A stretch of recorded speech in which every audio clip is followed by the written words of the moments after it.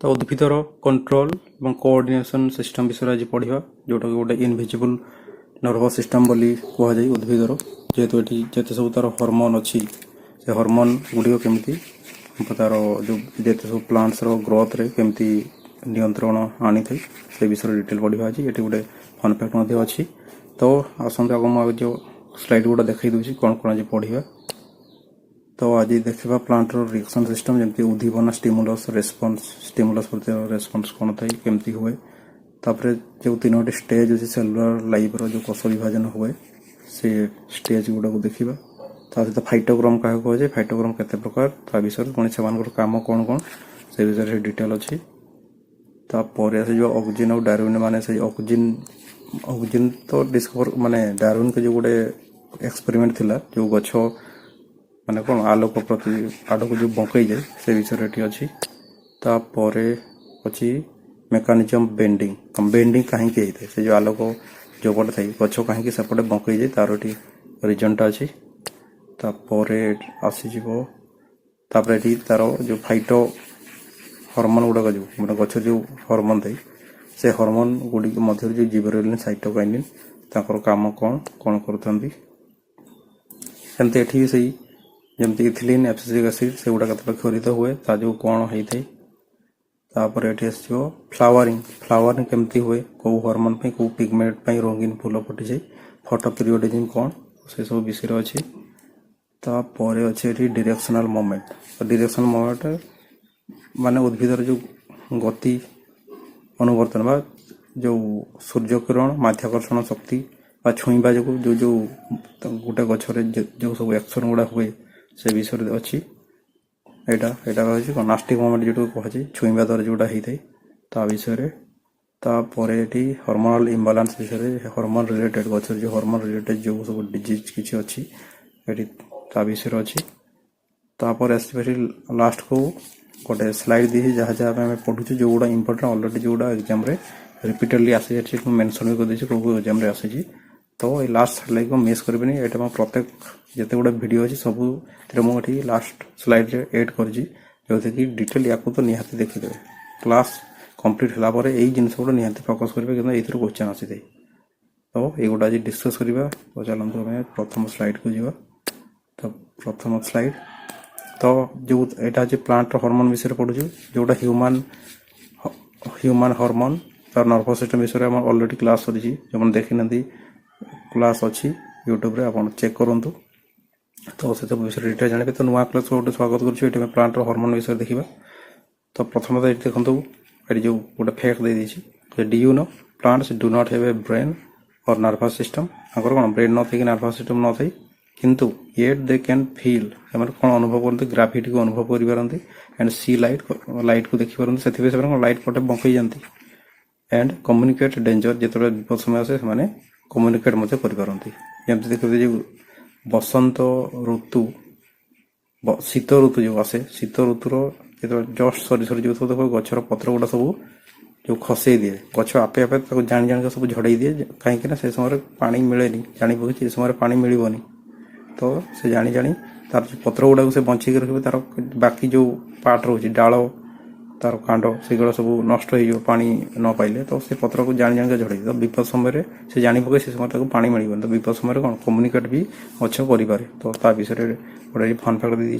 तो कौ एग्जाम आज माने इंपोर्टेंट से गोटे मेनसन अच्छे ऑलरेडी यहाँ देखीदे जमी से सीजीएल तापर OSSC O3CRI railway group D defence. तो ये तो ऑलरेडी जो रेलवे जो टेक्नीशियन ऑलरेडी आसे टेक्नीशियन एएलपी तो ये प्राय करदेला साइंस मैथ रिजनिंग साइंस ही आसो जनरल नॉलेज प्राय बहुत से नहीं। तो साइंसटा बहुत इंपोर्टेंट रेलवे एग्जाम तो निहाती देखिए कंप्लीट जाए और जिते गुड़ा क्लास अच्छी।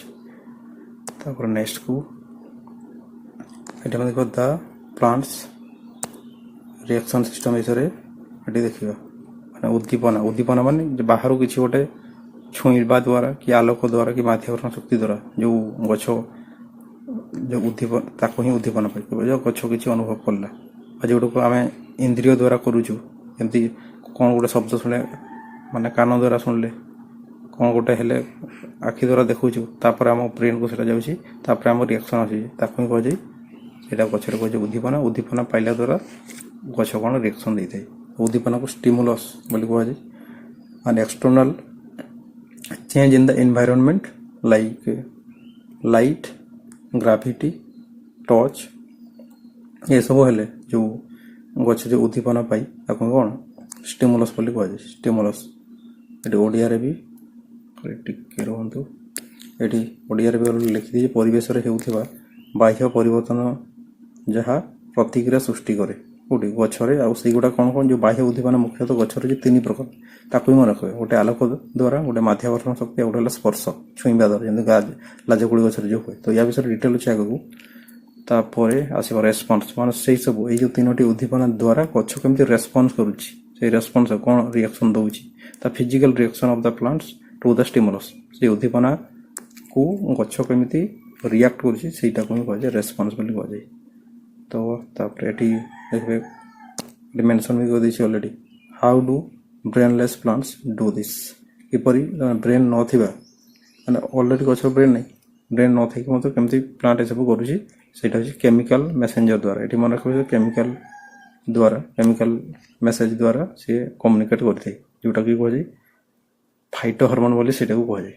କିଛି କେମିକାଲ ଅଛି, ସେ କେମିକାଲ ଗୁଡ଼ା ହିଁ ତା'ର ହର୍ମୋନ୍ ଭଳିଆ କାର୍ଯ୍ୟ କରିଥାଏ ବିନା କୌଣସି ବ୍ରେନ୍ରେ, ନର୍ଭସ୍ ସିଷ୍ଟମ୍ରେ ହେଲା। ସେଇ ହର୍ମୋନ୍ ଗୁଡ଼ାକୁ ଫାଇଟୋକ୍ରୋମ କୁହାଯାଏ। ସେଗୁଡ଼ା ଅଛି ନେକ୍ସଟକୁ ଫାଇଟୋକ୍ରୋମ, ମାନେ ଫାଇଟୋ ହର୍ମୋନ୍ ଯେଉଁଟା କୁହାଯାଉଛି, ସେ ଫାଇଟୋ ହର୍ମୋନ୍ ବିଷୟରେ ଅଛି ଆଗକୁ।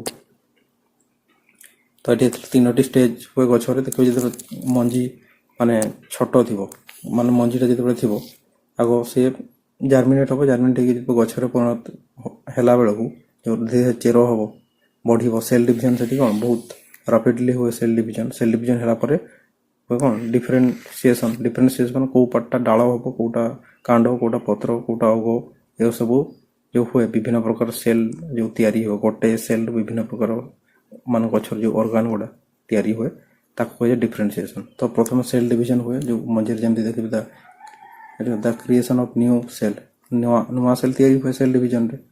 ତାପରେ ଯଦି ସେଲ୍ ଏନଲାର୍ଜମେଣ୍ଟ, ସେଲ୍ ଗୁଡ଼ା ଧୀରେ ଧୀରେ ତାର ସାଇଜ୍ ବଢ଼ିବ, ସେଲ୍ ଏନଲାର୍ଜମେଣ୍ଟ ହୁଏ। The cell grows in size and length, size ଲେନ୍ଥରେ ବଢ଼ିବ। ତାପରେ ସେଇ ସେଲ୍ ଗୁଡ଼ାକ ମାନେ ଡିଫରେନ୍ସିଏଟ୍ ମଧ୍ୟ ହେବ, କେଉଁ ସେଲ୍ଟା କେଉଁଟା ଡାଳ ହେବ, କେଉଁଟା ଯେଉଁଟା ଚେର ହେବ, କେଉଁଟା ପତ୍ର ହେବ, ସେସବୁ ଯେଉଁ ଡିଫରେନ୍ସିଏଟ୍ ହେଇଯାଏ ସେଇଟାକୁ କୁହାଯାଏ ସେଲ୍ ଡିଫରେନ୍ସିଏସନ୍, ବା ଏଠି କୁହାଯାଉଛି ଯେଉଁ କୋଷ ବିଭେଦନ ଓଡ଼ିଆରେ।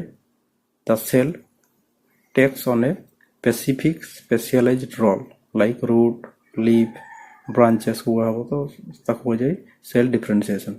ତ ଏଠି ଯଦି କ୍ୱେଶ୍ଚନ୍ ଦେଖିବେ, ଏଠି क्वेश्चन है all plant hormone act by modifying one of this 3 cellular stages, माने यही स्टेज गुड़ा को ही माने फॉलो करी गछ निज जो ग्रो करे जो ताको माने ग्रोथ अनुसार यही तार डिफरेंट स्टेज गुड़ा आसी थाए।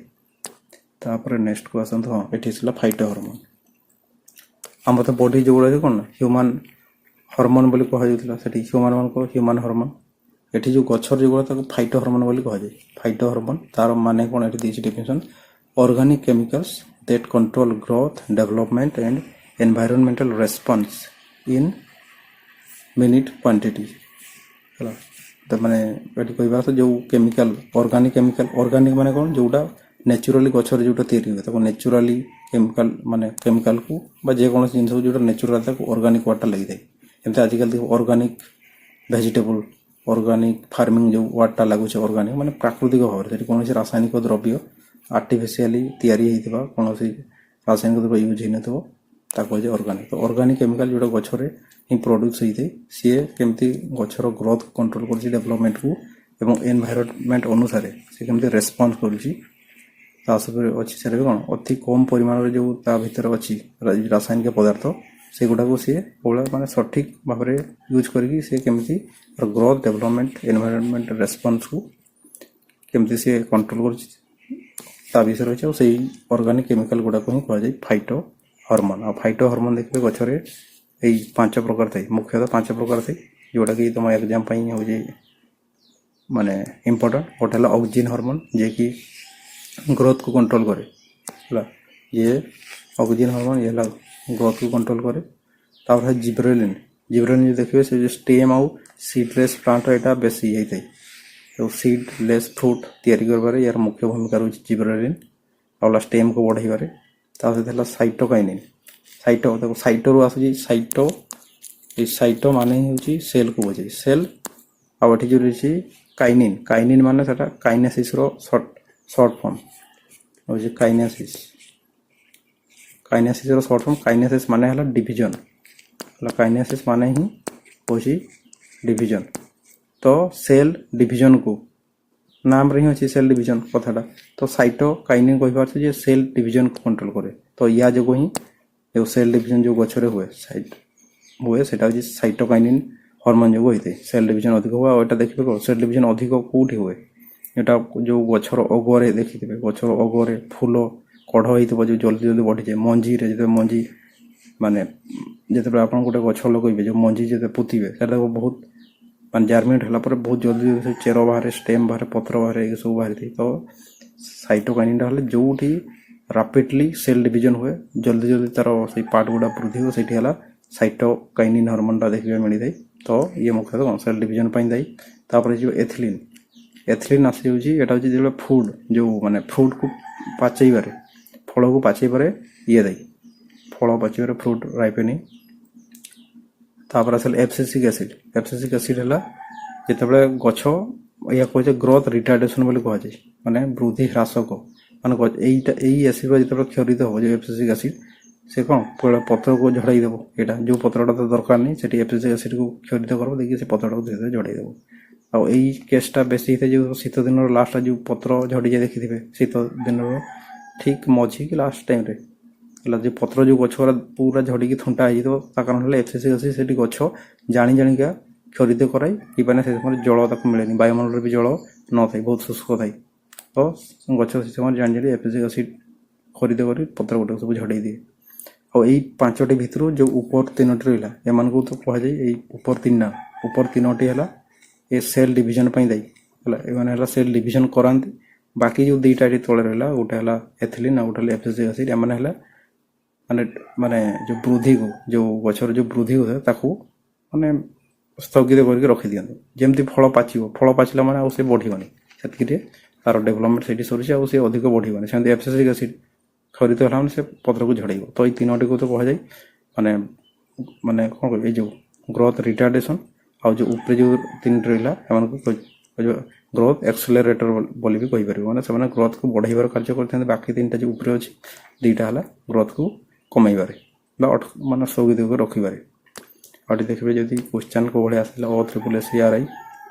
Which of the following is plant hormone ए भितर कोटा प्लांट हार्मोन को एई भितर जोटा अलग थी सी उत्तर हो तो ये गला तापरे ऑक्सीजन और डायरेनिस डिस्कवरी माने ऑक्सीजन मु कहली एगुडा गोटे फाइटो हार्मोन एमान को ऑक्सीजन टा से ऑक्सीजन हार्मोन को नहीं गोटे गछरे जो डेवलपमेंट हुए माने एठी देखु देबे आ गोटे एठी जो मु छाडी देली जोटा ऑक्सीजन सेटा होचे लाइट को रेस्पॉन्स करे हला या कोई मान को जोटा ऑक्सीजन सेरा लाइट को रेस्पॉन्स करे लाइट को केमती रेस्पॉन्स करे सेटा होची इस लाइट को देखिबा केमती रेस्पॉन्स करते तो एठी डार्विन एटा देखिथिले गोटे करथिले गवेषणा तो से कोन करथिले एमती किछि गछ रखि देले डबारे तापरे गोटे सब पटे पूरा कवर होची गोटे पटू लाइट आसीबा गोटे पटू एमती माने फांका रखि देले जो पटू लाइट आसुची देखबे गछ सेई पटे धीरे धीरे बंकई जो तार जो अगटा से पटे गोटे बंकई जाउची किंतु जे अगटा को जदि कवर कर देबे बंकईबानी सेटा केवल अगर ही सेटा रेस्पॉन्स करता है जदि अगटा को कवर कर देबे काटी देबे गछ बेंड होबनी तो एटा को करिथिले किए डार्विन करथिले तो या जो कोन होबे जेमती एठी लाइट आसीबो गछ कोन करे जो पटे लाइट अच्छी माने जो पटे लाइट पड़ुची से पटे हला ऑक्सीजन तयारी हुए मन को यार मेन हला ऑक्सीजन हार्मोन जो एटा जो बंकई जाउची ऑक्सीजन हार्मोन जो होइते तो एठी कोन हो जो पटे लाइट पड़े हला ऑक्सीजन तयारी हुए तापरे जाफल कोन ऑक्सीजन हो ग्रोथ करिवो स्टेम को ग्रोथ करिवो जेमती it controls response to light by apical dominance apical dominance केते बळे जो एपिकल मेरिस्टेम जो कहिथिले से कोन लेंथ को बढ़ाई तो लेंथ जेते बढ़िवो ऑटोमेटिक एपटे गोटे साइड रो माने एठी जो मोटाईटा अछि गछर देखु देबे एठी जति गछर मोटाईटा अछि ଯଦି କେବଳ ଏଇ ଗୋଟିଏ ସାଇଟ୍ ହିଁ ଯଦି ବଢ଼ିବ, ଏଇ ସାଇଟ୍ରେ ଯେତେବେଳେ ବଢ଼ିବ, ଏଇ ସାଇଟ୍ର ୟା ଅପେକ୍ଷା এই ধর রাইট সাইড এটা লেফট সাইড, রাইট সাইড অপেক্ষা লেফট সাইডর যেତେବେଳେ ଅଧିକ ଡେଭଲପମେଣ୍ଟ ହେବ ଏଇଟା ଧୀରେ ଧୀରେ ଏମିତି ଏପଟେ ବାଙ୍କିଯିବ, ଏମିତି ଏପଟେ ବାଙ୍କିଯିବ। ତ ସେଇ ରିଜନଟା ଏଇଠି ହୁଏ। ତ ଯେଉଁ ସାଇଡ଼୍ରେ ଅକ୍ସିଜେନ୍ ଥିବ ଅଧିକ, ସେଠି ଅଧିକ ବୃଦ୍ଧି ହେବ, ଯାହାଫଳରେ ଗଛଟି ବଙ୍କେଇ ଯାଏ। ଆଉ ଯେଉଁ ପଟେ ଆଲୋକ ପଡ଼େ ସେଇ ସାଇଡ଼୍ରେ ଅକ୍ସିଜେନ୍ ତିଆରି ହୁଏ, କିନ୍ତୁ ଅକ୍ସିଜେନ୍ ଯେଉଁ ଆଲୋକ ଯେଉଁ ପଟେ ପଡ଼େ ସେପଟେ ତିଆରି ହୁଏ ସତ, କିନ୍ତୁ ସେଇଟା ଯେଉଁ ସାଇଡ଼୍ଟା ଅନ୍ଧାର ଥାଇ ସେଇ ଅନ୍ଧାର ସାଇଡ଼୍କୁ ଅକ୍ସିଜେନ୍ଟା କ'ଣ ଫ୍ଲୋ ହେଇକି ସେପଟେ ଚାଲିଯାଏ। ଆଉ ଅନ୍ଧାର ସାଇଡ଼୍ରେ ତାର ଡେଭଲପମେଣ୍ଟ ସେଥିପାଇଁ ଅଧିକ ହୁଏ। ଆଉ ସେଇପଟେ ଅଧିକ ଡେଭଲପମେଣ୍ଟ ହେଲା ମାନେ ଗଛଟା ଧୀରେ ଧୀରେ ଏପଟେ ବଙ୍କେଇ ଦେବ ହେଲା। ତ ଏଇଟା ଅଛି ନେକ୍ସଟ ସ୍ଲାଇଡ଼୍କୁ ଆଉ ଡିଟେଲ୍ ଅଛି। ତ ବୃଦ୍ଧି ହର୍ମୋନ୍ ଯେଉଁଟା ଅକ୍ସିଜେନ୍ କୁହାଯାଉଛି, ଇଏ କ'ଣ ଆଲୋକ ପ୍ରତି ଉଦ୍ଭିଦର ପ୍ରତିକ୍ରିୟା ଏବଂ ଅଗ୍ରଭାଗର ବୃଦ୍ଧି ନିୟନ୍ତ୍ରଣ କରିଥାଏ। ଏଇଟା ସେମିତି କେମିତି ହୁଏ ସେଟା ଲାଷ୍ଟକୁ ମାନେ ନେକ୍ସଟ ସ୍ଲାଇଡ଼୍କୁ ଅଛି। ତ ଏଇଟା ଥିଲା ଡାରୱିନ୍ଙ୍କ ମାନେ ଡିସ୍କଭରି, ଏଇଟାକୁ ସେ ଡିସ୍କଭର କରିଥିଲେ। ତାପରେ ଏଠି ଦେଖିବେ କ୍ୱେଶ୍ଚନ୍ କୋଟିପରେ ଆସିଥିଲା SSC CHSL, which hormone is synthesized at the shoot tip. Shoot ଟିପ୍ରେ କେଉଁ ହର୍ମୋନ୍ଟା ତିଆରି ହେଇଥାଏ? ତ ୟାକୁ ମନେ କହିବେ ଅକ୍ସିଜେନ୍। ଆଲୋକ ଯେମିତି ପଡ଼ିବ, ଯେଉଁ ସାଇଡ଼୍ରେ ଆଲୋକ ପଡ଼ିବ ସେଠି ଅକ୍ସିଜେନ୍ ତିଆରି ହେଇଥାଏ ସେଇ ସାଇଡ଼୍ରେ। ତ ଏଇଟା ତ କହିଦେଲି, ସେଇଠି ହିଁ ଲେଖା ହେଇଛି, ପଢ଼ି ନେବେ। ତାପରେ ନେକ୍ସଟକୁ ଆସନ୍ତୁ। ହଁ, ଏଇଠି କେମିତି ଅକ୍ସିଜେନ୍ ମାନେ କେମିତି ତିଆରି ଗଛ, କାହିଁକି ଗଛଟା ବଙ୍କେଇ ଯାଏ, ତା କାରଣଟା ଏଇଠି ଅଛି। ଯେଉଁ ମେକାନିଜମ୍ ବେଣ୍ଡିଂ ଦେଖୁଥିବେ, ତ ମେକାନିଜମ୍ ବେଣ୍ଡିଂଟା ଏଠି ଦେଇଛି, ଏଠି ଦେଇଥିଲା। ଫାର୍ଷ୍ଟ ଷ୍ଟେପ୍ରେ କରିବେ ଲାଇଟ୍ ହେଲା ହିଟ୍ ୱାନ୍ ସାଇଡ଼୍। ଗଛର ଗୋଟିଏ ବର୍ଷକୁ ଲାଇଟ୍ ଏମିତି ପଡ଼ିବ, ଏପଟେ ଧର ମୁଁ ରାଇଟ୍ ସାଇଡ଼୍ ଲେଖିଦେଲି, ଏପଟେ ଲେଫ୍ଟ ସାଇଡ଼୍। ସପୋଜ୍ ଏଇଟା ଗଛର ହେଉଛି କାଣ୍ଡ, ଏଇଟା ଗଛର କାଣ୍ଡ, ଲାଇଟ୍ ଏପଟେ ପଡ଼ୁଛି ହେଲା, ଲାଇଟ୍ ପଡ଼ୁଛି ଏଇ ସାଇଡ଼୍ରେ ଲାଇଟ୍ ପଡ଼ିଲା ଏଇ ସାଇଡ଼୍ରେ। ତ ଯେମିତି ଏଠି ଲାଇଟ୍ ପଡ଼ିବ, ଏଠି ତିଆରି ହେବ କ'ଣ, ଯେଉଁ ଅକ୍ସିଜେନ୍ ହର୍ମୋନ୍ ତିଆରି ହେବ ଏଇ ସାଇଡ଼୍ରେ ତିଆରି ହେବ, କିନ୍ତୁ ସେଟା ଏପଟକୁ ଚାଲି ଆସିବ। ଯେଉଁଟା ଅନ୍ଧକାର ସାଇଡ଼୍ରେ ଅଛି, ଅନ୍ଧାରିଆ, ସେଇ ସାଇଡ଼୍କୁ ଅକ୍ସିଜେନ୍ ହର୍ମୋନ୍ ଚାଲି ଆସିବ। ତିଆରି ହେବ ଆଲୋକ ଯେଉଁ ସାଇଡ଼୍ରେ ପଡ଼ୁଛି, କିନ୍ତୁ ସେଟା ପଳେଇ ଆସିବ ଯେଉଁ ପଟେ ଅନ୍ଧାର ଅଛି ସେଇ ସାଇଡ଼୍କୁ ପଳେଇ ଆସିବ। ଆଉ ଯେଉଁ ସାଇଡ଼୍ରେ ଅକ୍ସିଜେନ୍ଟା ପଳେଇ ଆସିବ ସେଇ ସାଇଡ଼୍ର ଡେଭଲପମେଣ୍ଟଟା ଅଧିକ ହେବ। ଆଉ ଯେହେତୁ ରାଇଟ୍ ସାଇଡ଼୍ ଅପେକ୍ଷା ଲେଫ୍ଟ ସାଇଡ଼୍ର ଡେଭଲପମେଣ୍ଟ ଅଧିକ ହେବ, ଏଇଟା ଅଧିକ ବୃଦ୍ଧି ହେଲେ ଏପଟେ ଏମିତି ବଙ୍କେଇଯିବ ହେଲା। ତ ସେଥିପାଇଁ ଏଇ କାରଣଟା ହେଇଥାଏ। ତ ଏଠି ଦେଖନ୍ତୁ ଗୋଟେ ଡିଟେଲ୍ ଅଛି, ଏଇ ଯେଉଁ ଏଇଟା ଦେଇଛି ଯେଉଁ ଗ୍ରାଫ୍ ଫ୍ଲୋ ଚାର୍ଟଟା। ଏଠି ଦେଖିବେ ଲାଇଟ୍ ପ୍ରଥମେ ହିଟ୍ କଲା ଗୋଟେ ସାଇଡ଼୍କୁ, ହେଲେ ଯେମିତି ହିଟ୍ କରିବ auxin flees to the dark side. ଏଠି ଏକରେ ତ ଅକ୍ସିଜେନ୍ ତିଆରି ହୁଏ, ଆପଣ ମନେ ରଖିବେ ଅକ୍ସିଜେନ୍ ଯେଉଁ ସାଇଡ଼୍ରେ ଲାଇଟ୍ ପଡ଼ିବ ସେଠି ଏକରେ ଏଠି ଅକ୍ସିଜେନ୍ ତିଆରି ହେବ ହେଲା, ଅକ୍ସିଜେନ୍ ତିଆରି ହେବ। ତାପରେ ସେଇ ଅକ୍ସିଜେନ୍ଟା ଡାର୍କ ସାଇଡ଼୍ ଆଡ଼କୁ ପଳେଇବ, ସେଡେଡ୍ ସାଇଡ଼୍ ବା ଡାର୍କ ସାଇଡ଼୍ ଯେଉଁ ଗୋଟେ ଆଲୋକ ପଡ଼ୁନଥିବ ସେଇ ସାଇଡ଼୍କୁ ପଳେଇବ। ତାପରେ high auxin on dark side, massive cell elongation. ଆଉ ଯେଉଁ ସାଇଡ଼୍ରେ ଯେହେତୁ ମାନେ ଅକ୍ସିଜେନ୍ ଅଧିକ ପରିମାଣରେ ଗଲା, ତ ଅକ୍ସିଜେନ୍ ଯେହେତୁ ଏଠି ଅଧିକ ହେଇଯିବ ମାନେ କି ଏଠି ତାର ଲେନ୍ଥଟା ଅଧିକ ହେବ, ସେଲ୍ ଡିଭିଜନ୍ ହେଇକି ତାର ଲେନ୍ଥ। ଆଉ ଏଠି କେଉଁ ଟାଇପ୍ର ସେଲ୍ ଡିଭିଜନ୍ ହୁଏ, ଯେଉଁ ଏପିକାଲ୍ ମେରିଷ୍ଟେମେଟିକ୍ ଟିସ୍ୟୁ ତାର ଏନଲାର୍ଜମେଣ୍ଟ ହୁଏ। ତ ଯେମିତି ଏଇଟା ବଢ଼ିବ ୟାର ଲେନ୍ଥ ବଢ଼ିଯିବ। ତ ଏଠି ଯେଉଁ ଦେଇଛି ଡାର୍କ ସାଇଡ଼୍ର ଅକ୍ସିଜେନ୍ ଯେତେବେଳେ ଅଧିକ ହେଇଯିବ, ସେଲ୍ ଡିଭିଜନ୍ ହେଇକି ସେଇଟା ଲମ୍ବା ହେଇଯିବ। ଲମ୍ବା ହେଲା ପରେ ଆସିଯିବ ଏଠି ନା ଏଇଟା, ତାର ରେଜଲ୍ଟ କ'ଣ ହୁଏ, the longer dark side forces the plant to bend towards light. ତ ଯେହେତୁ ଏଇ ସାଇଡ଼୍ଟା ବଢ଼ିଯିବ, ଆଉ ଥରେ ମୁଁ ଏଠି କରୁଛି, ଯେହେତୁ ଏଇ ସାଇଡ଼୍ଟା ଲେନ୍ଥରେ କ'ଣ ବଢ଼ିଯିବ, ଏଇ ସାଇଡ଼୍ଟା ଯେହେତୁ ବଢ଼ିଯିବ, ଅଟୋମେଟିକ୍ ଗଛଟାକୁ କ'ଣ ଏପଟେ ବେଣ୍ଡ କରିବାକୁ ବାଧ୍ୟ କରିବ ଯେଉଁପଟେ ଆଲୋକ ଆସୁଛି। ତ ସେଇଠି ହେଇଛି ଦ longer dark side forces the plant to bend towards the light. ତ ଲାଇଟ୍ ପଟେ ବଙ୍କେଇବାକୁ ସେ କ'ଣ ବାଧ୍ୟ କରେ। ସେଠି କ୍ୱେଶ୍ଚନ୍ ଦେଖିବେ କୋଉଠି ଆସିଥିଲା ରେଲୱେ RRB ଗ୍ରୁପ୍ ଡିରେ, where does auxin accumulate to cause bending. ମାନେ କେଉଁ ସାଇଡ଼୍ରେ ଜମା ହୁଏ ଅକ୍ସିଜେନ୍ଟା, କେଉଁ ସାଇଡ଼୍ରେ, ଯେଉଁଟା ସାଇଡ଼େଡ୍ ସାଇଡ଼୍ ଅନ୍ଧାରିଆ ସାଇଡ଼୍ ଥାଏ ସେଇପଟେ ଅକ୍ସିଜେନ୍ଟା ମାନେ ଜମା ହେଇଯାଏ, ଯାହାଫଳରେ ସେଇ ସାଇଡ଼୍ଟା ହିଁ ବୃଦ୍ଧି ହୁଏ। ଆଉ ଏ ସାଇଡ଼୍ଟା ବୃଦ୍ଧି ହେଲା ମାନେ ସେ ଆଲୋକ ପଟେ ଗଛଟାକୁ ବଙ୍କେଇବାକୁ ବାଧ୍ୟ କରିଥାଏ। ତ ଇଏ ତ ହେଇଗଲା କେମିତି ବେଣ୍ଡିଂ ହୁଏ ଗଛରେ। ଆଉ ବେଣ୍ଡିଂ ହେବା ପଛରେ କେଉଁ ହର୍ମୋନ୍ଟା ଦାୟୀ ମୁଖ୍ୟତଃ କିଏ ହେଲା, oxygen hormone.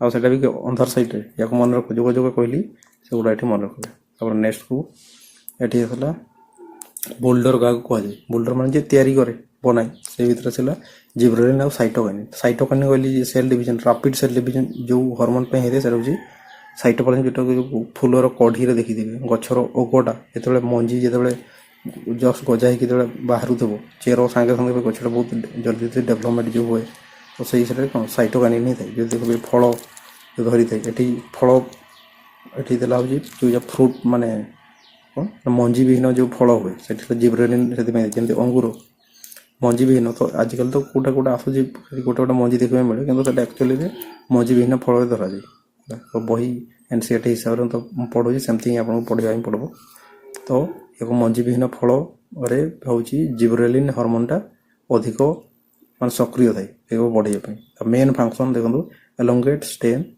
and famously produces seedless fruit और seedless fruit produce କରିବାରେ ହେଉଛି ଜିବ୍ରେଲିନ୍ଟା ଦେଇ ୟାକୁ ଏଠି ମନେ ରଖିବେ ତାପରେ ଏଠି ଓଡ଼ିଆରେ ଲେଖିଦେଇଛି ଆପଣ ଦେଖିନେବେ ତାପରେ ଏଠି ଥିଲା ସାଇଟୋକାଇନିନ୍ ମୁଁ କହିଲି ନାମରେ ହିଁ ସାଇଟୋ ମାନେ ସେଲ୍ କାଇନିନ୍ ଏଟା କାଇନିନ୍ଟା ଆକ୍ଚୁଆଲି କାଇନୋସିସ୍ରୁ ଆସିଛି କାଇନୋସିସ୍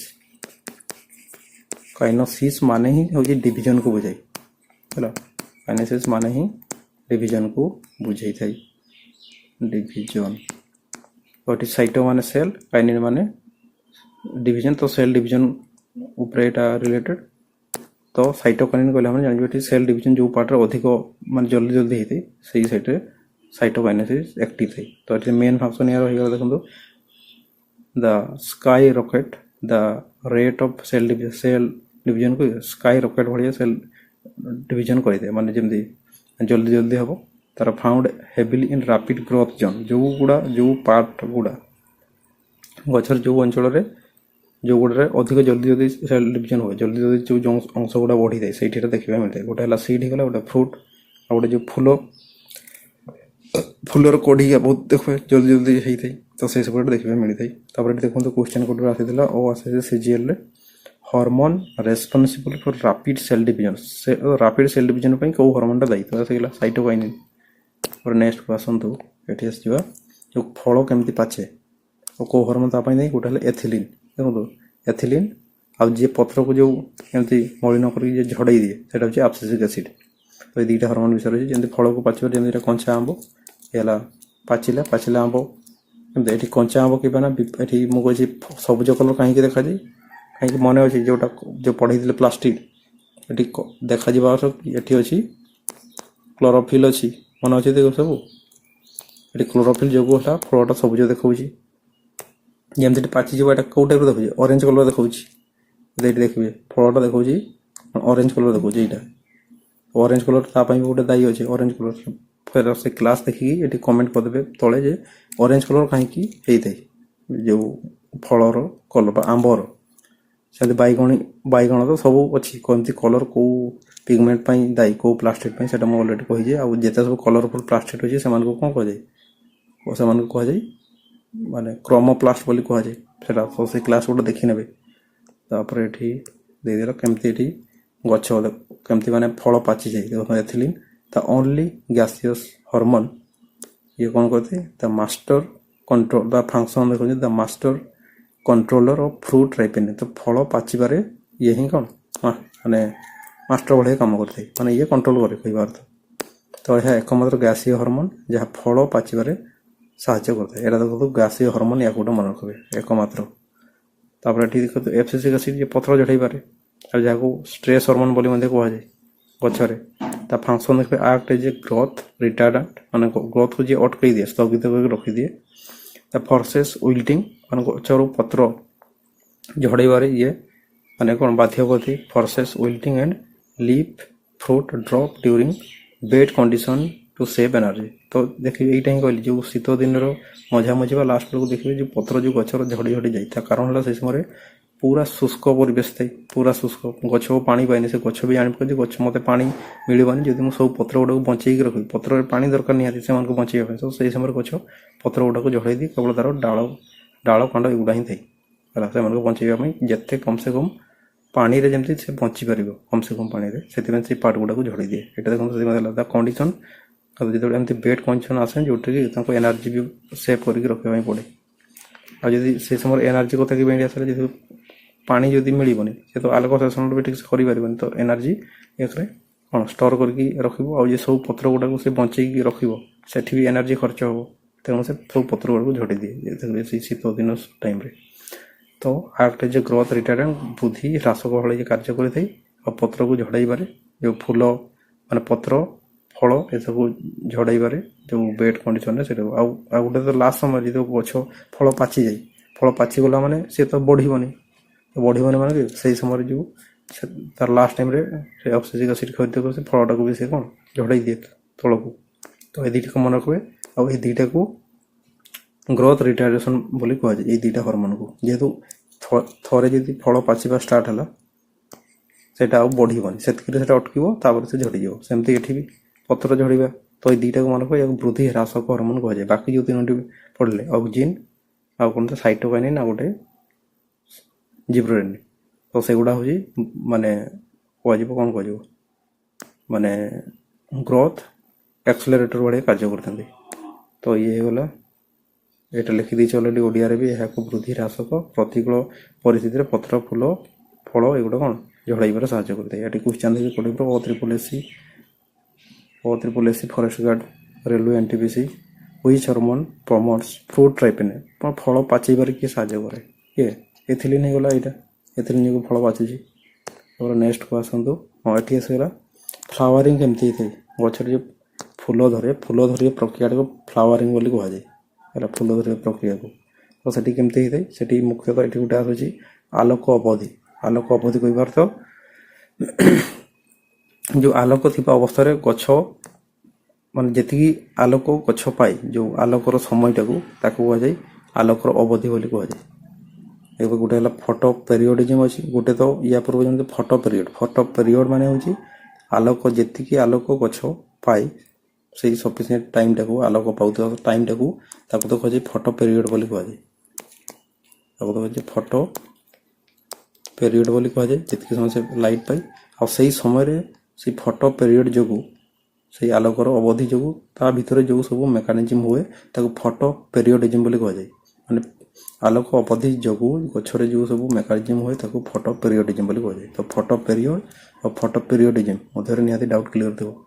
ତ ଫଟୋ ପିରିୟଡ଼ିଜିମ୍ରେ କ'ଣ ହୁଏ ଦେଖନ୍ତୁ, ଏ ପ୍ଲାଣ୍ଟସ୍ ବାୟୋଲୋଜିକାଲ କ୍ଲକ୍ ବୋଲି ବି କୁହାଯାଏ। ଯେମିତି ମାନେ ଗଛର ମାନେ ଆଲୋକର ଅବଧି ପାଇବ ଗଛ, ସେଇ ହିସାବରେ କ'ଣ ଫୁଲ ଧରିବା, ଫଳ ଆସିବା ସେଇଭଳିଆ କାର୍ଯ୍ୟ କରିଥାଏ। ତେଣୁ ତାକୁ ହିଁ କୁହାଯାଏ, ଯେଉଁ ଫଟୋ ପିରିୟଡ଼ିଜିମ୍କୁ ହିଁ କୁହାଯାଏ ଗଛର ବାୟୋଲୋଜିକାଲ କ୍ଲକ୍ ବୋଲି ବି କୁହାଯାଏ। ଇଟ୍ ଇଣ୍ଡିକେଟ୍ ଫ୍ଲାୱାରିଂ, ଇଏ ହିଁ କ'ଣ କରେ, ଯେଉଁ ଫୁଲ ଧରେଇବା ମାନେ ଫୁଲ ହେବା ପାଇଁ ଗଛରେ ସେ ହିଁ ସୂଚନା ଦେଇଥାଏ। ତାପରେ based on the length of day and night, day ନାଇଟ୍ର ଲେନ୍ଥ ହିସାବରେ ସେ ଗଛରେ କେତେବେଳେ ଫୁଲ ହେବ କେତେବେଳେ ନ ହେବ ସେଇଟା ଇଏ ଡିସାଇଡ୍ କରିଥାଏ। ତେଣୁ ଏହାକୁ ବାୟୋଲୋଜିକାଲ କ୍ଲକ୍ ବୋଲି କୁହାଯାଏ। ତାପରେ ଏଠି ଦେଖନ୍ତୁ ଫଟୋକ୍ରୋମ ଫାଇଟୋକ୍ରୋମ ଗୋଟେ ଅଛି, ଗୋଟେ ହେଲା ଫ୍ଲୋରିଜେନ୍। ଫ୍ଲୋରିଜେନ୍ ହେଲେ ଯେ ମାନେ ଫୁଲ ଫୁଟେଇବାରେ ସାହାଯ୍ୟ କରେ ହେଲା ଫ୍ଲୋରିଜେନ୍। କିନ୍ତୁ ସେ ଫୁଲଟା ଫୁଟିଲା ପରେ ମାନେ ଫୁଟୁଥିବା ବେଳେ ତାର କଲର୍ କେମିତି ହେବ, ସେ କଲର୍ କେଉଁ ଭଳିଆ ହେବ ସେଟା ଡିସାଇଡ୍ କରେ ହେଲା ଫାଇଟୋକ୍ରୋମ। ହେଲେ ଇଏ ତ ଗଛରେ ଯେଉଁ ରଙ୍ଗ ଦେଇଥାଏ ଫାଇଟୋକ୍ରୋମ ଯୋଗୁଁ ହେଇଥାଏ। ଆଉ ଯଦି ଦେଖିବେ ଫ୍ଲୋରିଜେନ୍ ହେଲା ଫୁଲକୁ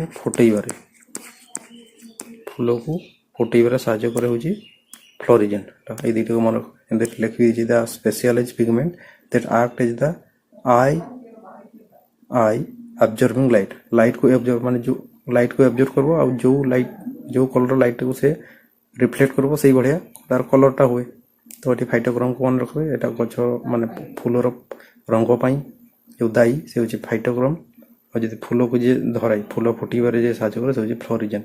ଦ specific hormone triggered by phytochrome that creates the flower. ଆଉ ସେ କ'ଣ ମାନେ ଆଉ ଏଇଟା ବି ଯେଉଁ ମାନେ ଯେଉଁ ଫ୍ଲୋରିଜେନ୍କୁ ଯିଏ ଟ୍ରିଗର କରେ ମାନେ କହିପାରେ ଯିଏ ସକ୍ରିୟ କରାଏ ସେ ହେଉଛି ଫାଇଟୋକ୍ରୋମ। ଇଏ ଫ୍ଲୋରିଜେନ୍କୁ ସକ୍ରିୟ କରେ, ଯେଉଁ ଫ୍ଲୋରିଜେନ୍ ଦେଇକି କ'ଣ ଫୁଲକୁ ଫୁଟେଇବାରେ ସାହାଯ୍ୟ କରେ। ତାପରେ ଏଠି କ୍ୱେଶ୍ଚନ୍ କୋଉଠିରୁ ଆସିଥିଲା, OPSC ASO question directly targeting photo period, माने फोटो पीरियडिज्म उपरे क्वेश्चन आस्थिला। तो फोटो पीरियडिज्म आ गोटे फोटो पीरियड ता जो कोन सब होय ताको बायोलॉजिकल क्लॉक बोली मध्य कुआ जाय। ता जो कोन माने गछरे जो फूल धरिबा आसी दे, फूल फुटिबा।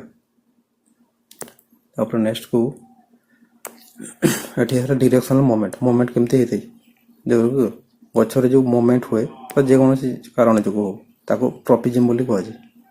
आउ से भितर अच्छी गोटे है फोटो ट्रॉपिज्म, गोटे है जिओट्रॉपिज्म, आ गोटे है नास्टिक मोमेंट जो छुईवा द्वारा हुए। नेक्स्ट स्लाइड अच्छी ତ ଏଠି ଗୋଟେ ହେଲା ଫଟୋଟ୍ରପିଜିମ୍ କେତେବେଳେ ଫଟୋ ଦେଖ ତାର ନାମ ହିଁ ଫଟୋ ଅଛି। ଫଟୋ ମାନେ ଜାଣିବେ ଆଲୋକ। ତ ଆଲୋକ ଯୋଗୁଁ ଗଛରେ ଯେଉଁ ମୋମେଣ୍ଟ ଗୁଡ଼ା ହେଇଥାଏ ତାକୁ କୁହାଯାଏ ଫଟୋଟ୍ରପିଜିମ୍ ବୋଲି କୁହାଯାଏ। ତା moment driven Bai light. Light ଯୋଗୁଁ ଗଛରେ ଯେଉଁ ମୋମେଣ୍ଟ ଗୁଡ଼ା ହେଇଥାଏ ତାକୁ ଫଟୋଟ୍ରପିଜିମ୍ କୁହାଯାଏ। ଆଉ ଯଦି ଦେଖିବେ ଜିଓଟ୍ରପିଜିମ୍ ହେଲା ଜିଓ ମାନେ କ'ଣ ପୃଥିବୀ।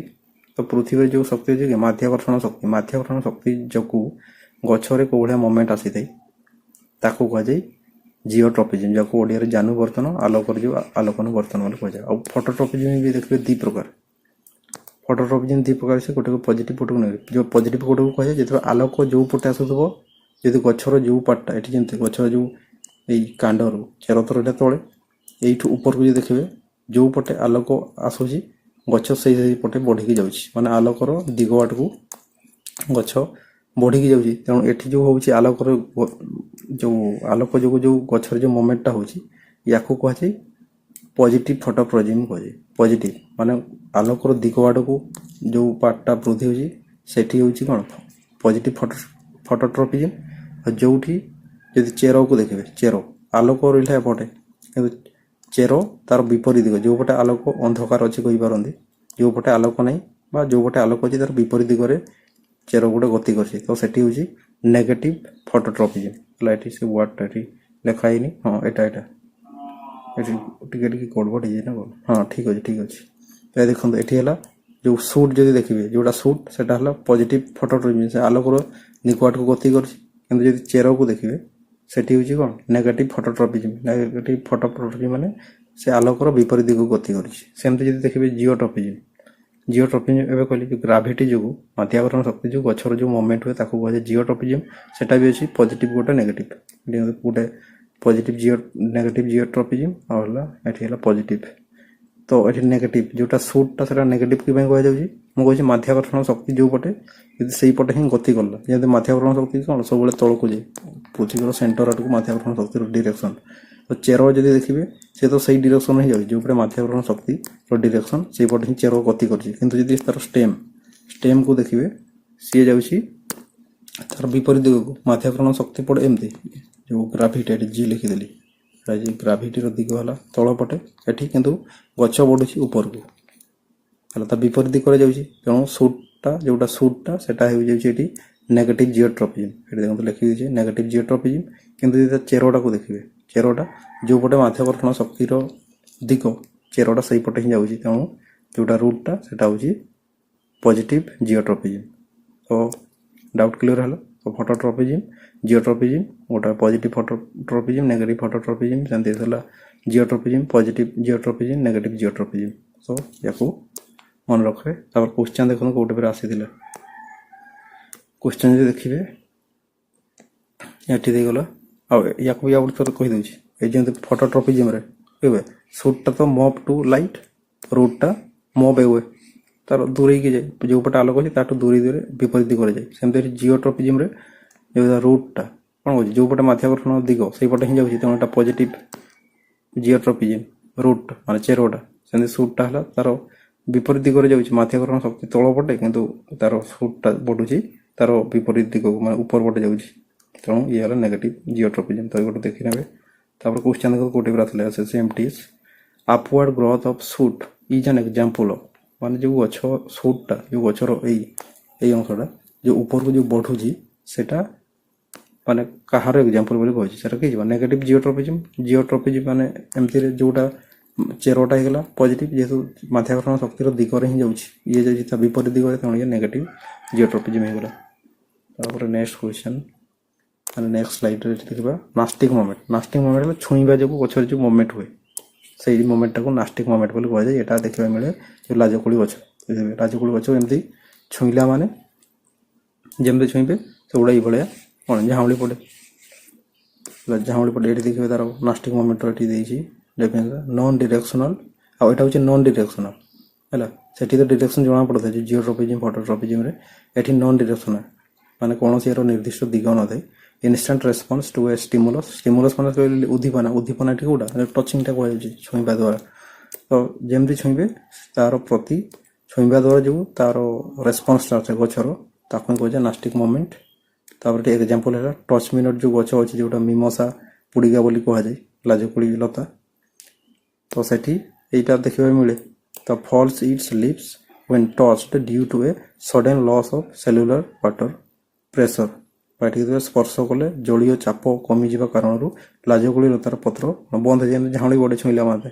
ଆଉ ଏଠି ୟାକୁ ମାନଙ୍କ ଟଚ୍ ମି ନଟ୍ ବା ୟାକୁ ତାର ଯେଉଁ ସାଇଣ୍ଟିଫିକ୍ ନେମ୍ଟା ହେଇଗଲା ମିମସା ପୁଡ଼ିକା ଲାଜକୁଳି ଗଛର ୟାକୁ ମାନଙ୍କ ଯେଉଁଠିକି ନାଷ୍ଟିଂ ମୋମେଣ୍ଟଟା ପୁରା କ୍ଲିଅର ଭାବରେ ଭିଜିବଲ୍ ହେଇଥାଏ। ତାପରେ ଏଠି ହେଲା ଷ୍ଟମାଟାଲ, ଆଉ ଗୋଟେ ହେଲେ ଷ୍ଟମାଟାଲ ମୋମେଣ୍ଟ। ୟାକୁ ଷ୍ଟମାଟାଲ ମୋମେଣ୍ଟ ମାନେ ଯେଉଁ ଗଛରେ ଯେଉଁ ପତ୍ର ଥାଏ ସେଠି ଷ୍ଟମ୍ ସେଲ୍ ଦେଖିବାକୁ ମିଳିଥାଏ। ଷ୍ଟମ୍ ସେଲ୍ ଇଂଲିଶ ତାକୁ ଷ୍ଟମାଟା ବୋଲି କୁହାଯାଏ।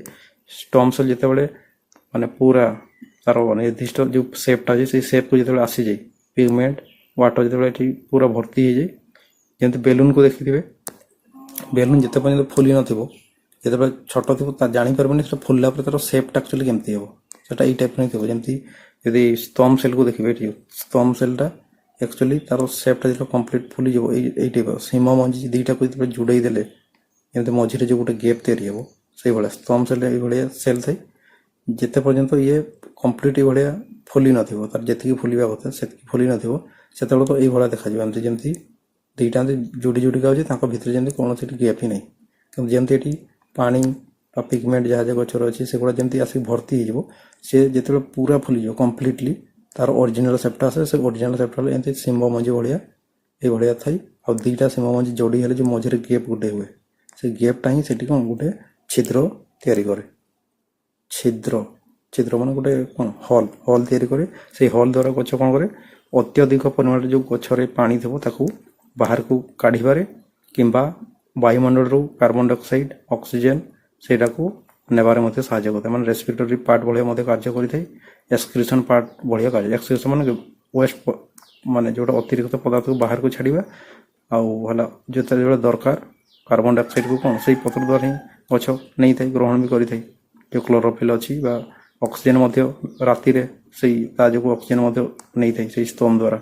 ତ ତାକୁ କୁହାଯାଏ ଷ୍ଟମାଟାଲ ମୋମେଣ୍ଟ ବୋଲି କୁହାଯାଏ। ଷ୍ଟମ୍ ଯୋଗୁଁ ଯେଉଁ ଗଛରେ ଯେଉଁ ସବୁ କାର୍ଯ୍ୟକ୍ରିୟା ହେଇଥାଏ ହେଲା। ତ ଇଏ ହେଇଗଲା stomatal movement. The opening closing of microscopic leaf pores. ଏଇ ପୋର୍ ମାନେ ସେଇ ଛିଦ୍ର କୁହାଯାଏ, ଯେଉଁ ଷ୍ଟମ୍ ସେଲ୍ରେ ସ୍ପୋର୍ ଛିଦ୍ର ଦେଖାଯାଏ। ସ୍ପୋର୍ ଫର୍ ଗ୍ୟାସ୍ ଏକ୍ସଚେଞ୍ଜ ହେଲା। ଗ୍ୟାସ୍ ଏକ୍ସଚେଞ୍ଜ ବି ହେଇଥାଏ। ଏବେ କହିଲି ଗୋଟେ ହେଲା ଯେଉଁ ଗଛର ଯେଉଁ ଅତ୍ୟଧିକ ପରିମାଣରେ ଯେବେ ପାଣି ଥିବ ଗଛରେ, ପାଣିକୁ ଲସ୍ କରିବା ପାଇଁ ବି ତାର ଗୋଟେ ଅଛି ଯେ ଉତ୍ସେଦନ ବୋଲି କୁହାଯାଏ। ଓଡ଼ିଆ ତାକୁ ଉତ୍ସେଦନ ପ୍ରକ୍ରିୟା ବୋଲି କୁହାଯାଏ। ପାଣି ଅତିରିକ୍ତ ଜଳ ଲସ୍ ହେବାକୁ ଷ୍ଟମ୍ ଦ୍ୱାରା ଅତିରିକ୍ତ ଜଳ ଲସ୍ ହେବାକୁ ଉତ୍ସେଦନ ବୋଲି କୁହାଯାଏ। ତ ସେଇଟା ମଧ୍ୟ ହେଇଥାଏ। ତା ସହିତ ଗ୍ୟାସ୍ ଅକ୍ସିଜେନ୍ ମଧ୍ୟ ହେଇଥାଏ କାହା ଦ୍ୱାରା, ଷ୍ଟମ୍ ଦ୍ୱାରା, ଷ୍ଟମ୍ର ଓପନିଂ କ୍ଲୋଜିଂ ଦ୍ୱାରା। ତ ୟାକୁ ଗୋଟେ ମନେ କରେ ଷ୍ଟମାଟାଲ ମୋମେଣ୍ଟ। ତ ଏଠି ମୁଖ୍ୟତଃ ଚାରୋଟି ମୋମେଣ୍ଟ ହେଇଗଲା। ଗୋଟେ ହେଲା ଜିଓଟ୍ରପିଜିମ୍, ଗୋଟେ ଏପଟେ ଯେଉଁ ଅଛି ଗୋଟେ ହେଲା ଫଟୋଟ୍ରପିଜିମ୍, ଗୋଟେ ଜିଓଟ୍ରପିଜିମ୍, ଆଉ ଦୁଇଟା ହେଇଗଲା ଗୋଟେ ହେଲା ନାଷ୍ଟିଂ ମୋମେଣ୍ଟ। ନାଷ୍ଟିଂ ମୋମେଣ୍ଟ କଥା ଏଇଟା ଯେଉଁ ନାଷ୍ଟିଂ ମୋମେଣ୍ଟ ଛୁଇଁବା ଯୋଗୁଁ ଯେଉଁ ଗୋଟେ ମୋମେଣ୍ଟ ହେଉଛି, ଆଉ ଗୋଟେ ହେଲା ଷ୍ଟମ୍ ସେଲ୍ ଯୋଗୁଁ ଯେଉଁ ଗଛରେ ଅଛି ତାକୁ ଷ୍ଟମାଟାଲ ମୋମେଣ୍ଟ ବୋଲି କୁହାଯାଏ ହେଲା। ଏଗୁଡ଼ା ଦେଖିନେବେ। କ୍ୱେଶ୍ଚନ୍ ଦେଖନ୍ତୁ କୋଉଠି ପୁରା ଆସିଥିଲା, mimosa pudica shows which type of movement. ସେ ନିମାସା ପୁଡ଼ିକା ଯେଉଁ ଗଛ ଲାଜକୁଳି ଗଛ ସେ କେଉଁ ଟାଇପ୍ର ମୋମେଣ୍ଟ ଦେଖେଇଥାଏ, ନାଷ୍ଟିଂ ମୋମେଣ୍ଟ ଦେଖେଇଥାଏ। ଏଇଟା ଆସିଥିଲା ଅଲରେଡ଼ି କି OSSC ଟିଚର ଏକ୍ଜାମ୍ରେ ଏଇଟା ଆସିଥିଲା। ତାପରେ ନେକ୍ସଟକୁ ଏଠି ହେଲା ହର୍ମୋନାଲ ଇମ୍ବାଲାନ୍ସ ଯୋଗୁଁ ଗଛରେ କ'ଣ କ'ଣ ଡିଜିଜ୍ ସବୁ ହୁଏ। ଗୋଟେ ହେଲା ଡୁଆର୍ଫିଜିମ୍। ଡୁଆର୍ଫିଜିମ୍ କେତେବେଳେ ହୁଏ, ଯେତେବେଳେ ଗଛ ବୃଦ୍ଧି ହେବନି, ଆଉ ବୃଦ୍ଧି ଯୋଗୁଁ ଯେଉଁ ହର୍ମୋନ୍ ଗୁଡ଼ା ଦାୟୀ ଏ ଅକ୍ସିଜେନ୍ ଆଉ ଜିବ୍ରେଲିନ୍ ଥିଲା ଯେ ଗଛକୁ ବୃଦ୍ଧି କରନ୍ତି, କିନ୍ତୁ ଯଦି ତାଙ୍କର ଡେଫିସିଏନ୍ସି ହେଇଗଲା ଗଛ ଠିକ୍ସେ ବଢ଼ିବନି, ଯାହାଫଳରେ ଗଛ ଗେଡ଼ା ହେଇକି ରହିଲା, ତାକୁ ଡୁଆର୍ଫିଜିମ୍ ବୋଲି କୁହାଯାଏ। ଆଉ ତାର ସିଷ୍ଟମ୍ ତ ହେଇଗଲା stem remain stunted, leaves fail to expand, affect stem and root structure. ତ ଷ୍ଟେମ୍ ରୁଟ୍ର ଯଦି ସାଇଜ୍ ବଢ଼ିବନି, ଗଛର ଲମ୍ବା ହେବନି, ଆଉ ଛୋଟ ହେଇକି ରହିଗଲେ ତାକୁ ଗେଡ଼ା ଡୁଆର୍ଫିଜିମ୍ ବୋଲି କୁହାଯାଏ। ଆଉ ସେଠି ମୁଖ୍ୟତଃ ଦାୟୀ ହେଲା ଅକ୍ସିଜେନ୍ ଆଉ ଜିବ୍ରେଲିନ୍। ସେମିତି ହେଲା ଗୋଟେ ପ୍ରି ମେଚ୍ୟୁର ଡ୍ରପ୍। ଦେଖନ୍ତୁ ଯେଠି ପ୍ରି ୱାର୍ଡଟା ଲାଗିଥିବ, ପ୍ରି ୱାର୍ଡଟା ଲାଗିଛି ମାନେ ଜାଣିଯିବେ ଯେଉଁ ମେଚ୍ୟୁର ୱାର୍ଡ ଅଛି ସେ ମେଚ୍ୟୁରର ପୂର୍ବ ଅବସ୍ଥା, ମେଚ୍ୟୁର ହେବା ପୂର୍ବରୁ। ଆଉ ଯଦି ପୋଷ୍ଟ ୱାର୍ଡ ଲାଗିଥିବ, ପୋଷ୍ଟ ମାନେ ହେଲା ପରେ ହେଲା। ଏଇ ୱାର୍ଡଟାକୁ ସବୁବେଳେ ପ୍ରି ଆଉ ପୋଷ୍ଟକୁ ଧ୍ୟାନ ଦେବ। ପ୍ରି ମାନେ ପୂର୍ବରୁ, ପୋଷ୍ଟ ମାନେ ପରେ। ତେଣୁ ମେଚ୍ୟୁର ହେବା ପୂର୍ବରୁ, ଏଠି ପ୍ରି ମାନେ ପୂର୍ବରୁ, ମେଚ୍ୟୁର ହେବା ପୂର୍ବରୁ ଗଛର ପତ୍ର ଫୁଲ ଝଡ଼ିଯିବା। ତ ଏଇ ଯେଉଁ ରୋଗଟା ହୁଏ ୟାକୁ ଏକ୍ସେସିଭ୍ ଅଫ୍ ଆବସିସିକ୍ ଏସିଡ୍। ଆବସିସିକ୍ ଏସିଡ୍ ମୁଁ କିଛି ଝଡ଼େଇବାରେ ସାହାଯ୍ୟ କରେ, ପତ୍ର ଝଡ଼ିବାରେ, ଫୁଲ ଝଡ଼ିବାରେ। ଯେତେବେଳେ ଏଇଟା ଏକ୍ସେସ୍ ପରିମାଣରୁ ଅଧିକ ପରିମାଣରେ କ୍ଷରିତ ହେବ, ସେହି ସମୟରେ ଏଇଟା ଆସିଥାଏ ପ୍ରି ମେଚ୍ୟୁର ଡ୍ରପ୍। କୁହାଯାଇଥାଏ ଗ୍ରୀନ୍ ଲିଭ୍ସ ଆଣ୍ଡ ଅନରାଇପେନ୍, ମାନେ କଞ୍ଚା ଫଳ ବି କ'ଣ ଯେ ଡିଟାଚ୍ ଫ୍ରମ୍ ଦ ବ୍ରାଞ୍ଚ ଇୟରଲି, ମାନେ ଯେତିକି ଟାଇମ୍ରେ ଗଛରେ ଝଡ଼ିବା କଥା ଯେଉଁ ଟାଇମ୍ରେ ତା ପୂର୍ବରୁ ଏଗୁଡ଼ା ଝଡ଼ିଯାଏ। ତ ଇଏ ଗଲା ପ୍ରି ମ୍ୟାଚୁର ଡ୍ରପ୍, ସେଇଟା ହେଉଛି ଆବସିସିକ୍ ଆସିଡ୍ ଯୋଗୁଁ। ତାପରେ ଆସିଲା ଓଭର ରାଇପେନିଂ ଆଣ୍ଡ ରଟ୍, ଯେଉଁ ଫଳ ଅଧିକ ପରିମାଣରେ କ'ଣ ପାଚିଯିବା, ଅଧିକ ପରିମାଣରେ ପାଚିଗଲେ ବି କ'ଣ ଯେ ପଚିଯାଏ, ନଷ୍ଟ ହେଇଯାଏ। ଯଦି ତାର କହିଲା ଏଥିଲିନ୍, ଏଥିଲିନ୍ ହେଉଛି ଫଳ ପାଚିବାରେ ସାହାଯ୍ୟ କରେ। ଯଦି ଅତ୍ୟଧିକ ପରିମାଣରେ ଏଥିଲିନ୍ କ୍ଷରିତ ହୁଏ ତ ଫଳଟା ଅତ୍ୟଧିକ ପାଚିକି କ'ଣ ହେବ, ଲାଷ୍ଟରେ ପଚିଛି ନଷ୍ଟ ହେଇଯାଏ ପଚିକି। The fruits rot and decompose completely while still on the plant, ମାନେ ଗଛରେ ଥାଇକି ବି ଗଛରେ ଥାଇକି ହିଁ ସେଟା ପାଚିକି ଅଲରେଡ଼ି ପଚିଯାଇ ଆଉ ନଷ୍ଟ ହେଇଯାଏ। ତ ସେଇ ଅବସ୍ଥାକୁ କୁହାଯାଏ ଓଭର ରାଇପେନିଂ ଆଣ୍ଡ ରଟ୍ ବୋଲି କୁହାଯାଏ। Over ripening and rot. ତାପରେ ନେକ୍ସଟକୁ ଆସନ୍ତୁ। ହଁ, ଏଠି ଦେଇଛି ଗୋଟେ ଯାହା ଯାହା ପଢ଼ିଲୁ ଇମ୍ପୋର୍ଟାଣ୍ଟ ସ୍ଲାଇଡ୍ ହେଲା ଏଇଟା। ମୋର ପ୍ରତ୍ୟେକ ଭିଡ଼ିଓ ଦେଖ ଲାଷ୍ଟ ଏଇଭଳିଆ ଗୋଟେ ଟେବୁଲାର ଫର୍ମାଟ୍ରେ ସ୍ଲାଇଡ୍ ଅଛି, ଆଉ ସେଠି ଏକ୍ଜାମ୍ ଗୋଟେ ମେନସନ୍ ଅଛି କେଉଁ ଏକ୍ଜାମ୍ରେ ଅଲରେଡ଼ି ଆସିଥିଲା ହେଲା। ତ ଲାଷ୍ଟ ସ୍ଲାଇଡ୍କୁ ମିସ୍ କରିବାନି। ଏଠି ଦେଖିବେ ଏଠି ଦେଇଦେଲା ଫଙ୍କସନ୍ ବିଷୟରେ ଅଛି, କ'ଣ ସବୁ ହେଇଥାଏ ତା ଯୋଗୁଁ, ଆଉ ଏଠି କେଉଁ ଏକ୍ଜାମ୍ର ଅଛି ମେନସନ୍ ଅଛି। ତ ପ୍ରଥମେ ହେଲା ଅକ୍ସିଜେନ୍। ଅକ୍ସିଜେନ୍ ଦେଖିବେ ସେଲ୍ ଗ୍ରୋଥ୍ ଆଉ ବେଣ୍ଡିଂ। ଏଇ ଅକ୍ସିଜେନ୍ ଯୋଗୁଁ ବେଣ୍ଡ ହୁଏ ସେଲ୍, ଯେଉଁ ସାଇଡ଼୍ରେ ଅକ୍ସିଜେନ୍ ମାନେ ଅଧିକ ପରିମାଣରେ ଜମା ହେବ ସେଇ ସାଇଡ଼୍ରେ ବୃଦ୍ଧି ଅଧିକ ହେବ, ଯାହାଫଳରେ ବଙ୍କେଇ ଦିଏ ଗଛକୁ। ତ ସେଲ୍ ଗ୍ରୋଥ୍ ଆଉ ବେଣ୍ଡିଂ ପାଇଁ ହେଲା ଅକ୍ସିଜେନ୍ ଦେଇ, ଆଉ ତାର ମୁଖ୍ୟତଃ ଏପିକାଲ୍ ଡମିନାନ୍ସ କରିଥାଏ। ଏପିକାଲ୍ ମାନେ ଗଛର ଯେଉଁ ଲମ୍ବଟର ବୃଦ୍ଧି କରେ, ଏପିକାଲ୍ ଡମିନାନ୍ସ କରେ। ଏଠି ଏକ୍ଜାମ୍ ଆସିଥିଲା SSC CGL ଆଉ RRB ରେଲୱେରେ ଆସିଥିଲା ଅଲରେଡ଼ି। ତ ଜିବ୍ରେଲିନ୍ ଦେଖିବେ ଷ୍ଟେମ୍ ଏଲୋଙ୍ଗେଟ୍, ଯେଉଁ ଷ୍ଟେମ୍ଟାକୁ କାଣ୍ଡର ବୃଦ୍ଧିରେ ସାହାଯ୍ୟ କରେ କିଏ, ଜିବ୍ରେଲିନ୍। ଆଉ ହେଲା ସିଡ୍ଲେସ୍ ଫ୍ରୁଟ୍କୁ, ୟାକୁ ବି ମନେ ରଖିବେ, ଯେଉଁ ସିଡ୍ଲେସ୍ ଫ୍ରୁଟ୍ ବଢ଼େଇବାରେ ଇଏ ମଧ୍ୟ ଦାୟୀ, ଯେଉଁ ଜିବ୍ରେଲିନ୍। ଏଇଟା ଆସିଥିଲା OSSLI ରେ ଆସିଥିଲା। ତାପରେ ସାଇଟୋକାଇନିନ୍ ଦେଖିବେ, ଯେଉଁ ସେଲ୍ ଡିଭିଜନ୍, ଇଏ କହିଲି ଯେତେ ସବୁ ଫଳ ଫୁଲ ମାନେ ଯେଉଁ ମଞ୍ଜି ଯେତେବେଳେ ଜାର୍ମିନେଟ୍ ହେଇକି ଯେଉଁ ହୁଏ, ଯେଉଁ ପାର୍ଟଟା ଜଲ୍ଦି ଜଲ୍ଦି ବଢ଼େ ସେଇଠି ହେଉଛି ସାଇଟୋକାଇନିନ୍ ଦେଖିବାକୁ ମିଳେ। ତ ଇଏ ହେଲା ସେଲ୍ ଡିଭିଜନ୍ ପାଇଁ ଦାୟୀ। ଯେଉଁ ରାପିଡ୍ ଗ୍ରୋଥ୍ ଏରିଆ, ଯେଉଁ ସବୁ ଜଲ୍ଦି ଜଲ୍ଦି ବଢ଼େ ସେ ଏରିଆରେ ଦେଖିବାକୁ ମିଳେ, ହେଉଛି OSSC CGL ଆସିଥିଲା। ତାପରେ ଏଥିଲିନ୍, ଯେ ଫଳ ପାଚିବାରେ ସାହାଯ୍ୟ କରେ ଏଥିଲିନ୍, ଆଉ ଇଏ ହିଁ ଗୋଟେ କ'ଣ ଗ୍ୟାସୀୟ ହର୍ମୋନ୍, ୟାକୁ ମନେ ରଖ, ଇଏ ହିଁ ଏକମାତ୍ର ହେଉଛି ଗ୍ୟାସୀୟ ହର୍ମୋନ୍ ଏଥିଲିନ୍। ଏଟା ଆସିଥିଲା NTPC ଆଉ ଫରେଷ୍ଟ ଗାର୍ଡ଼ରେ। ତାପରେ ଦେଖିବ ଏଫସିସିକ୍ ଆସିଡ୍। ଏଫସିସିକ୍ ଆସିଡ୍ ହେଉଛି ଇନହିବିଟ୍ ଗ୍ରୋଥ୍, କି ଗ୍ରୋଥକୁ ରଖିଦିଏ, ମାନେ ଗ୍ରୋଥ୍ ଆଉ ହେବନି। ଏଫସିସିକ୍ ଆସିଡ୍ ଯାହା ଯୋଗୁଁ ପତ୍ର ବି ଝଡ଼େ, ଯେଉଁକୁ ଷ୍ଟ୍ରେସ୍ ହର୍ମୋନ୍ ବୋଲି ବି କୁହାଯାଏ, ବା ଯେ ପତ୍ର ଝଡ଼ା ହର୍ମୋନ୍ ୟାକୁ ହିଁ କୁହାଯାଏ, ଯେଉଁ ପତ୍ରକୁ ଯେ ଝଡ଼େଇ ଦିଏ। ତାପରେ ଏଇଟା ଆସିଲା SSC CHSLରେ। ତାପରେ ଫ୍ଲୋରିଜେନ୍, ଫ୍ଲୋରିଜେନ୍ ହେଉଛି ଫୁଲ ଧରେ, ଫ୍ଲାୱାରିଂ ମାନେ ଫୁଲ ଧରିବା ପ୍ରକ୍ରିୟାଟାକୁ ଫ୍ଲାୱାରିଂ ବୋଲି କୁହାଯାଏ। ସେଠି ଯେଉଁ ହର୍ମୋନ୍ ଫୁଲ ଧରିବାରେ ସାହାଯ୍ୟ କରେ ସେ ହେଲା ଫ୍ଲୋରିଜିନ୍। ଆଉ ଫ୍ଲୋରିଜିନ୍କୁ ଯେ ଆକ୍ଟିଭ୍ କରେ କିଏ, ଫ୍ଲୋରିଜିନ୍କୁ ଯେ ଆକ୍ଟିଭ୍ କରେ ତାକୁ ଯାଇ ଫାଇଟୋକ୍ରୋମ୍ ବୋଲି କୁହାଯାଏ, ତାକୁ ବି ମନେ ରଖିବେ। ତ ଫାଇଟୋକ୍ରୋମ୍ ଯୋଗୁଁ ଗଛ କଲର୍ ହୁଏ, ଯେଉଁ ମାନେ ଫୁଲ କେଉଁ ଭଳି କଲର୍ ହେବ ସେଟା ଫାଇଟୋକ୍ରୋମ୍ ଉପରେ ଡିପେଣ୍ଡ କରେ। ଆଉ ସେଇ ଫାଇଟୋକ୍ରୋମ୍ ଫ୍ଲୋରିଜିନ୍କୁ ଆକ୍ଟିଭ୍ କରେ ଫୁଲ ଧରେଇବା ପାଇଁ। ତ ଫୁଲ ଧରିବାରେ ଫ୍ଲୋରିଜିନ୍ ଆଉ ଫ୍ଲୋରିଜିନ୍କୁ ଆକ୍ଟିଭ୍ କରେ ସେ ହେଉଛି ଫାଇଟୋକ୍ରୋମ୍, ତାକୁ ବି ମନେ ରଖିବେ। ଏଠି ହେଲା ଫଟୋ ପେରିଓଡିଜିମ୍ ଆସିଥାଏ। ଫଟୋ ପେରିଓଡିଜିମ୍ ମାନେ ଫଟୋ ପିରିୟଡ଼, ଆଲୋକର ଅବଧି ହିସାବରେ ଯେଉଁ ତାର କ୍ରିୟାଟା ଗଛରେ ହୁଏ ତାକୁ ଫଟୋ ପିରିଓଡିଜିମ୍ ବୋଲି କୁହାଯାଏ। ତ ଫୁଲ ଧରିବା ପ୍ରକ୍ରିୟାଟାକୁ ଆସିଲା ଫଟୋ ପିରିଓଡିଜିମ୍ରେ ଯାଉଛି। ତ ଏଇଟା OPSASରେ ଆସିଥିଲା। ତାପରେ ଆସିଲା ଟ୍ରପିଜିମ୍ ବା ନାଷ୍ଟିକ୍, ଯେଉଁ ମୋମେଣ୍ଟଟା ଆସିଥାଏ। ଗୋଟେ ହେଲା ଡିରେକ୍ସନାଲ୍, ଆଉ ଗୋଟେ ହେଲା ଯେଉଁଟା ନାଷ୍ଟିକ୍ ସେଠି ତ କୌଣସି ନିର୍ଦ୍ଦିଷ୍ଟ ଡିରେକ୍ସନ୍ ନଥାଏ, କିନ୍ତୁ ବାକି ଯେଉଁ ଟ୍ରପିଜିମ୍, ଫଟୋଟ୍ରପିଜିମ୍, ଜିଓଟ୍ରପିଜିମ୍ ସେଇଟା ହେଉଛି ଡିରେକ୍ସନାଲ୍। ତାପରେ ଆରେ କୁଆଡ଼େ ଗଲା, ଟିକେ ରୁହନ୍ତୁ ସ୍ଲାଇଡ୍ଟା। ହଁ, ଏଠି ହେଲା ଟ୍ରପିଜିମ୍ ତ ଡିରେକ୍ସନାଲ୍, କିନ୍ତୁ ନାଷ୍ଟିକ୍ ମୋମେଣ୍ଟ ସେଇଟା କୌଣସି ତାର ନିର୍ଦ୍ଦିଷ୍ଟ ଡିରେକ୍ସନ୍ ନଥାଏ। ଆଉ ହେଲା ମିମୋସା ପୁଡ଼ିକା ଗୋଟେ ଯେଉଁ ନାଷ୍ଟିକ୍ ମୋମେଣ୍ଟ ଯେଉଁ ହୁଏ, ନାଷ୍ଟିକ୍ ମୋମେଣ୍ଟ ମିମୋସା ପୁଡ଼ିକା ଗଛରେ କ୍ଲିୟରଲି ଦେଖାଯାଏ, ସେଟା ହେଉଛି SSC MTSରେ ଆସିଥିଲା। ଆଉ ତାପରେ ଆଉ ତ ଟ୍ରପିଜିମ୍ ତ କହିଛି, ଜିଓଟ୍ରପିଜିମ୍, ଫଟୋଟ୍ରପିଜିମ୍, ତାର ପଜିଟିଭ୍ ନେଗେଟିଭ୍ ଦୁଇଟାର ଅଛି, ସେଗୁଡ଼ା ଆଉ ଥରେ ଦେଖି ନେବେ। ସେ ସ୍ଲାଇଡ୍ଟାକୁ ମାନେ ସ୍କ୍ରିନଶଟ୍ ନେଇକି ପଢ଼ି ନେବେ, ବା ଆଉ ଥରେ 2x ସ୍ପିଡ୍ ଦେଖିଦେବେ। ଏଇଟା କ୍ଲିୟରଲି ଆପଣଙ୍କ ପାଖରେ କ'ଣ ଡିଟେଲ୍ ଯାହା ଯାହା ଡାଉଟ୍ ଅଛି କ୍ଲିୟର ହେଇଯିବ। ତ ଆଜିକା କ୍ଲାସ୍କୁ ଏଇଠି ଶେଷ କରୁଛୁ। ନୂଆ କ୍ଲାସ୍କୁ ଆଉ ଗୋଟେ ନୂଆ ମାନେ ଟପିକ୍ ଡିସ୍କସ୍ କରିବା। ତ ଆଜିକା କ୍ଲାସ୍କୁ ଏଇଠି ରଖୁଛି।